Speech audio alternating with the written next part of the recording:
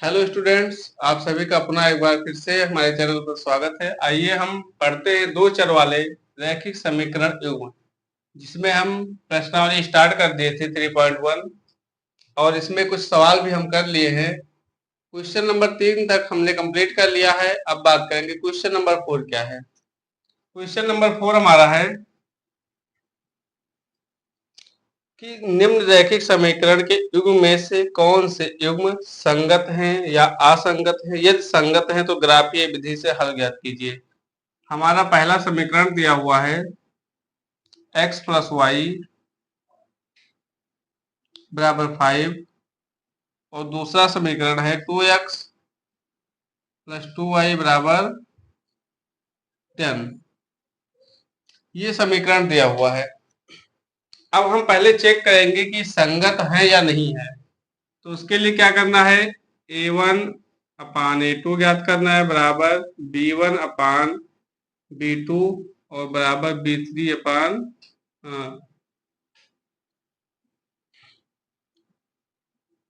c1 अपान c2 ज्ञात करना है। a1 का मान क्या है, यहाँ 1 है और यहाँ क्या है 2 है। यहाँ b1 का मान क्या है 1 है, यहाँ क्या है 2 है। यहाँ c1 का मान क्या है 5 है और c2 का मान क्या है 10 है। तो यानी कि 1/2 ये भी लिखा है, 1/2 ये भी लिखा है और 1/2 ये भी लिखा है। इसका मतलब क्या हुआ कि ये जो दोनों रेखाएं कैसी है, समपाती है। यानी कि a1 अपान a2, b1 अपान b2 और c1 अपान c2 तीनों बराबर होती है। तो हम कह सकते हैं कि जो रेखा है कैसी है, समपाती रेखा है। तो ये रेखा कैसी है, समपाती। यानी कि ये जो दोनों रेखाएं हैं एक ही लाइन से होकर गुजरती है, एक दूसरे के ऊपर से होकर के गुजरती है। अब हम इसके लिए ग्राफ बनाएंगे। तो हम इसको पहले यहां से हटा देते हैं। ये अगर संपाती है तो इसका मतलब क्या है, इसका हल संभव है। अगर हल संभव है तो इसका हम ग्राफीय निरूपण कर सकते हैं, यानी कि ये संगत है। अब लेते हैं समीकरण, मान लेते हैं इसको 1 और इसको मान लेते हैं समीकरण 2। समीकरण 1 से अगर हम रखते हैं यहाँ x बराबर क्या 0, तो हमको y बराबर क्या मिलता है 5 मिलता है। और अगर रखते हैं y बराबर 0 तो हमको क्या मिलता है x बराबर 5 मिलता है। तो यही काम हम करते हैं समीकरण 2 में। अब यहाँ समीकरण 2 से x बराबर 0 तो y बराबर 5। अगर y बराबर 0 तो x बराबर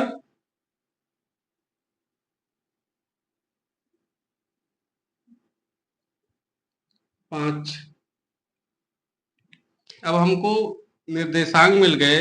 एक रेखा का तो है 0,5 और इसका है 0,5,0, क्योंकि हाँ आगे x को रखेंगे और पीछे y को रखेंगे। दूसरा निर्देशांक है 0,5 और फिर निर्देशांक है 5,0।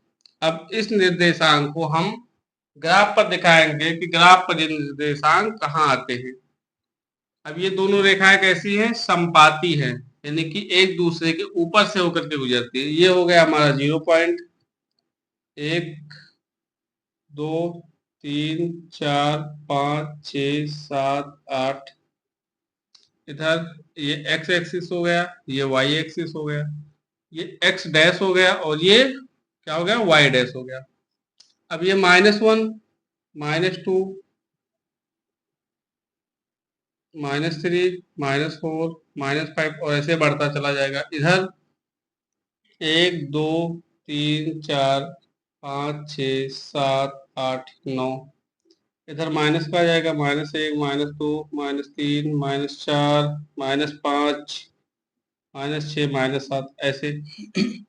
अब हम देखते हैं, पहला हमको पॉइंट बनाना है 0,5, यानी कि x एक्सिस पर 0 और y एक्सिस पर क्या 5, यानी कि ये पॉइंट।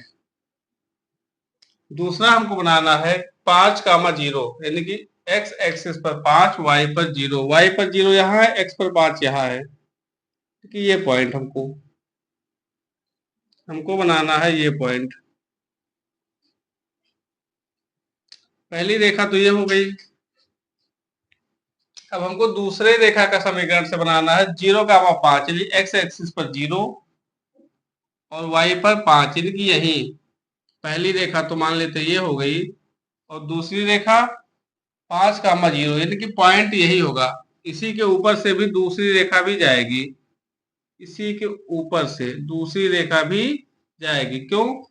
क्योंकि वो रेखा कैसी है, समपाती है। तो हम मान लेते हैं ये जो रेखा है इसका समीकरण है x प्लस वाई बराबर 5, और जो ये रेखा है इसका है 2x प्लस 2y बराबर 10। तो इस तरीके से हम ये सवाल कर सकते हैं। ऐसे इसमें जितने भी पार्ट शेष बचते हैं उसको आप लोग कंप्लीट कर सकते हैं, बहुत ही इजीली इसको कंप्लीट कर सकते हैं हम। तो इसमें 4 पार्ट हैं। पहले तो हम चेक करेंगे कि संगत है या नहीं है। जब रेखाएं समांतर होंगी तो संगत नहीं होंगी। क्यों? क्योंकि उसका हल हमें नहीं मिल सकता है। मान लो कोई रेखा इसके समांतर है, अगर इसको कहीं कट नहीं कर रहा है तो हम ग्राफ विधि से उसका हल नहीं ढूंढ सकते हैं। तो पहले हम चेक करेंगे कि संगत है या नहीं है। अगर संगत होती है तो ही ग्राफ पर उनको दर्शाएंगे। अगर वो दोनों रेखाएं कहीं समांतर हो जाती है तो उनको हम ग्राफ पर फिर नहीं दर्शाएंगे। अब बात करते हैं क्वेश्चन नंबर 5 की। इसके जो शेष पार्ट है आप लोग कर लेंगे इसी तरीके से। पहले चेक करेंगे संगत है या नहीं है। अगर संगत आता है तो फिर हम उसको ग्राफ पर दर्शा सकते हैं। अगला क्वेश्चन है एक आयताकार बाग जिसकी लंबाई, सवाल लिख लेते हैं 5वां। एक आयताकार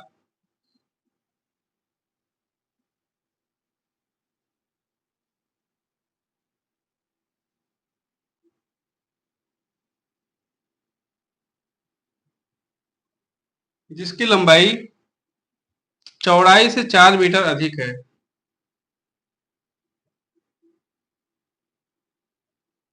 चौड़ाई से 4 मीटर अधिक है।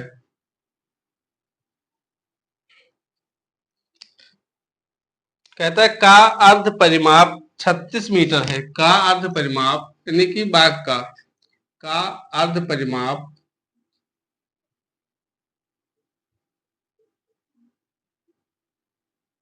36 मीटर है।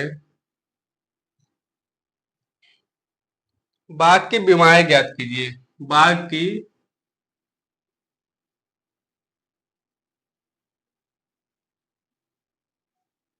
विमाएं ज्ञात कीजिए।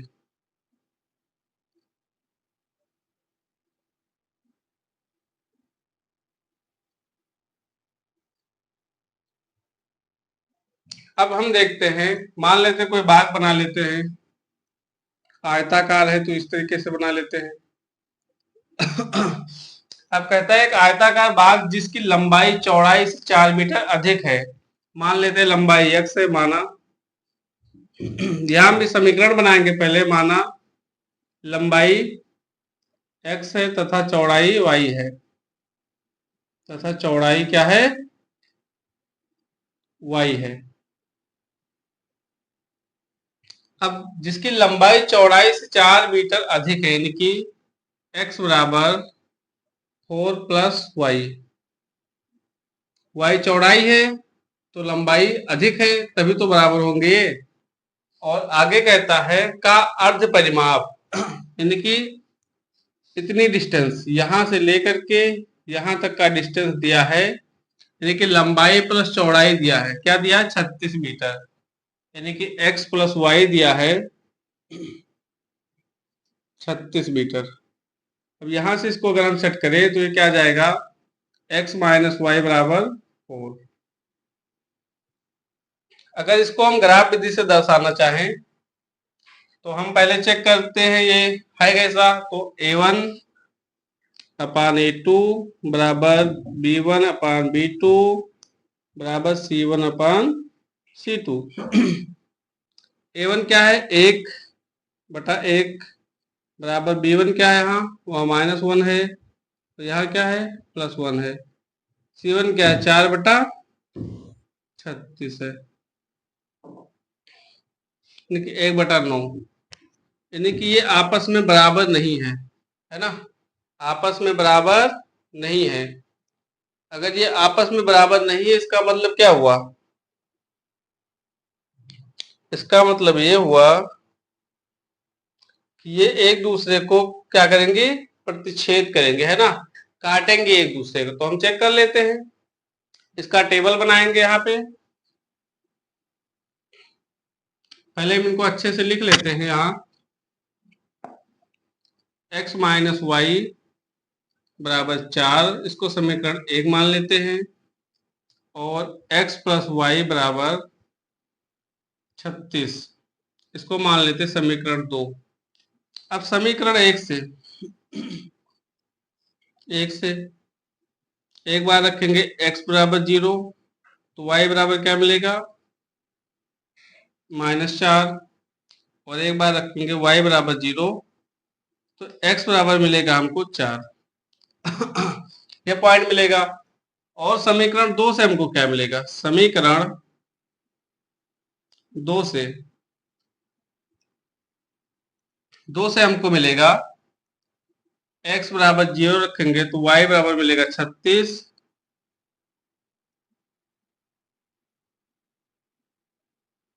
और अगर हम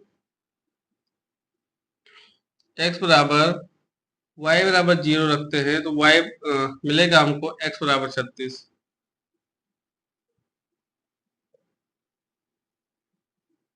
अब इसको हमें ग्राफ पर दर्शाने के लिए क्या करना पड़ेगा,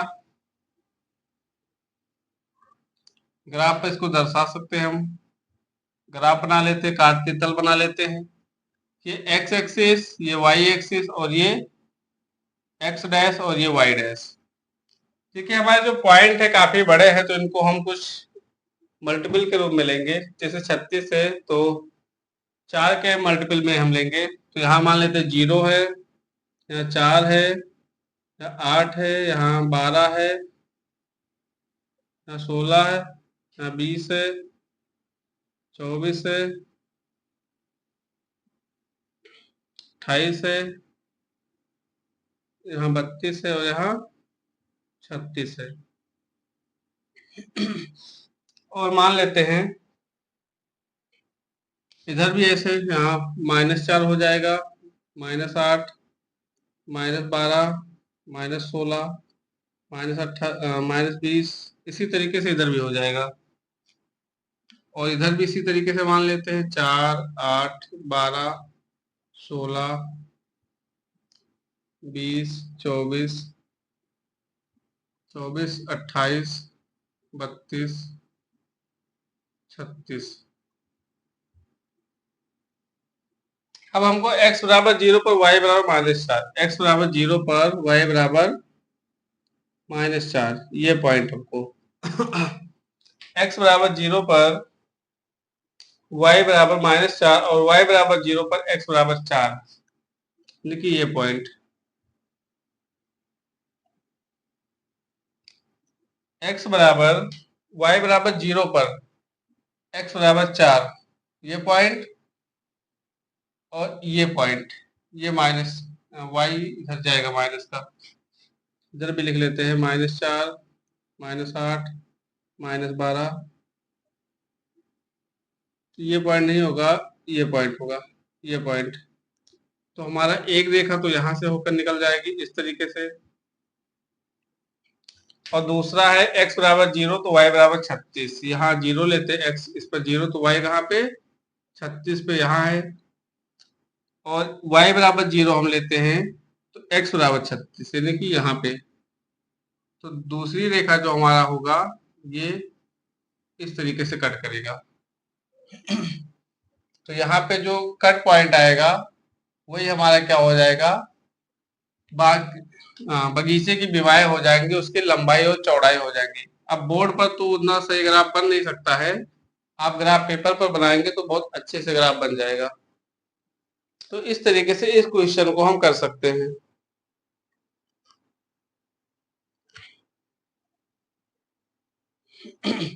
अब क्वेश्चन नंबर 6 हमारा है। क्वेश्चन नंबर 6 कहता है, पहले इसको इरेज कर लेते हैं फिर बात करते हैं क्वेश्चन नंबर 6 पे। क्वेश्चन नंबर 6 हमारा है कि एक रैखिक समीकरण दिया हुआ है, दो चर में एक ऐसी और रैखिक समीकरण लिखना है ताकि प्राप्त युग्म का ज्यामितीय निरूपण जैसा कि 3 पॉइंट है, प्रतिच्छेद करती हो, समांतर हो और समपाती रेखाएं हो। ठीक है, हम लिख सकते हैं। समीकरण दिया है 2x प्लस 3y -8 बराबर 0 ये क्वेश्चन नंबर 6 का पहला पार्ट है। कहता है कि हमको इसी के अकॉर्डिंग समीकरण लिखना है जो क्या करती हो, प्रतिच्छेद करती हो। तो हम लिख सकते हैं कि प्रतिच्छेद करती रेखाएं, प्रतिच्छेद करते रेखा का समीकरण। अब हम जानते हैं कि अगर A1 अनुपात A2 और B1 अनुपात B2 क्या हो, इक्वल ना हो, तो ये दोनों रेखाएं क्या करेंगी, एक दूसरे को प्रतिच्छेद करेंगी। तो हम लिख लेते हैं उसी के हिसाब से। अब A1 तो यहाँ दिया हुआ है, A1 B1, हम A2 B2 लिख सकते हैं। तो यहाँ मान लेते हैं 3x है, 3x प्लस 4y कर लेते हैं, 4y बराबर कर लेते हैं 20 कर लेते हैं। तो ये जो समीकरण होगा कैसा होगा, एक प्रतिच्छेद करने वाला समीकरण होगा, क्योंकि A1 अनुपात A2 और B1 अनुपात B2 का मान इक्वल नहीं है। इसलिए कह सकते हैं कि ये जो दोनों समीकरण होंगे एक दूसरे को प्रतिच्छेद करेंगे। तो इसी तरीके से हम, ऐसा नहीं कि यही समीकरण हम लिख सकते हैं, बहुत सारे समीकरण हम लिख सकते हैं। दूसरा पॉइंट है, समीकरण कैसा हो कि समांतर रेखाएं हों, समांतर रेखाएं हों। कहते हैं समांतर, समांतर रेखाएं में क्या होता है, A1 अनुपात A2 बराबर होता है B1 अनुपात B2 के, और ये बराबर नहीं होता है किसके, C1 अनुपात C2 के। अब हम लिख सकते हैं यहाँ हमारा A1 और A2 तो बराबर होना चाहिए। जैसे मान लो लिखा हुआ है 2x, तो हम नीचे क्या लिख सकते हैं, कोई भी समीकरण लिख सकते हैं। यहाँ मान लो 4x लिख सकते हैं, मान लेते हैं 4x लिखते हैं यहाँ, 4x प्लस 6y माइनस 24 लिख लेते हैं इक्वल 0। तो ये जो समीकरण होगा कैसा होगा, समांतर होगा, क्योंकि A1 अनुपात A2 बराबर B1 अनुपात B2 के तो बराबर है, लेकिन C1 अनुपात C2 बराबर नहीं है। तो ऐसे हम लिख सकते हैं कि ये रेखा कैसा होगा, समांतर रेखा होगा। अब इसमें तीसरा पॉइंट है, हमको समपाती रेखा का समीकरण लिखना है। एक समीकरण दिया है, उसी के समपाती रेखा का समीकरण लिखना है। रेखा कैसी हो, समपाती हो, समपाती रेखा का समीकरण। अब हम जानते हैं कि समपाती में क्या होता है, A1 अनुपात A2 बराबर होता है B1 अनुपात B2 के, और बराबर होता है C1 अनुपात C2 के। जो हमको समीकरण दिया है 2x प्लस 3y माइनस 8 बराबर 0। अब हमको इसी के समपाती समीकरण लिखना है। हमको इसी के संपाती समीकरण लिखना है, यानी कि A1 अनुपात A2, B1 अनुपात B2 और C1 अनुपात C2 कैसे होने चाहिए, बराबर होने चाहिए। तो हम लिख लेते हैं यहाँ, मान लो इसको हम कर लेते हैं 4x, अगर इसको भाग देंगे तो 1/2 बचेगा, प्लस इसको कर लेते हैं 6y, भाग देंगे तब भी 1/2 बचेगा, और इसको कर लेते हैं 16, भाग देंगे तब भी क्या बचेगा, 1/2 ही बचेगा। तो ये जो रेखा का समीकरण होगा कैसा होगा, संपाती रेखा का समीकरण होगा। तो इस तरीके से हम, ऐसा नहीं कि यही आंसर हो सकता है, इसका और भी समीकरण हम लिख सकते हैं। एक क्वेश्चन और बचते हैं इसमें, बिल्कुल इसी टाइप से लगेगा, तो आप लोगों के लिए होमवर्क रहेगा। समीकरण है x माइनस वाई प्लस 1 बराबर 0 और 3x प्लस 2y माइनस 12 बराबर 0 का ग्राफ खींचिए। x अक्ष और इन रेखाओं से बने त्रिभुज के शीर्ष के निर्देशांक ज्ञात कीजिए और त्रिभुजाकार पटल को छायांकित कीजिए। तो ये क्वेश्चन आप लोगों के लिए होमवर्क रहेगा। और अब बात करेंगे अगले एक्सरसाइज पर, जो हमारा है विलोपन विधि, प्रतिस्थापन विधि पर, उस पर बात करेंगे अगली क्लास में। तो बस आज के लिए इतना ही। Thank you.